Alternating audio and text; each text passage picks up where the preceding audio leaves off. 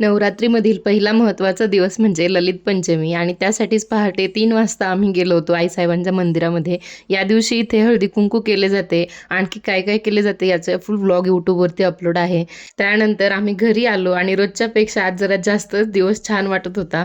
पण यामध्ये साहेबांची तब्येत मात्र बिघडली आहे. म्हणून अगोदर राशीनमधल्याच हॉस्पिटलमध्ये त्यांना ॲडमिट केलं आणि उद्या परत पुण्याला जावं लागणार आहे. त्यांना हे असं आजारी पडलेलं अजिबात बघवत नाहीये. राघवला घरीच ठेवून गेले होते आणि आम्ही येईपर्यंत तोही आमचीच वाट पाहत बसला होता.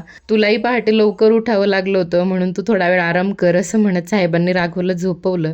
परत पुण्याला येण्यासाठी बॅग आवरत होते तर राघवची घाई चालली होती त्यात खेळणी बॅगमध्ये भरायची. सकाळपासूनच साहेबांच्या जवळ राघवला जास्त जाऊ दिलं नव्हतं म्हणून संध्याकाळी थोडंसं बरं वाटल्यावर पापांनी आम्हाला घेतलं होतं आणि हा आनंद तुम्हाला त्याच्या चेहऱ्यावर दिसतच असेल. तर असा काहीसा होता आजचा दिवस. भेटूयात नेक्स्ट व्लॉगमध्ये. तोपर्यंत बाय.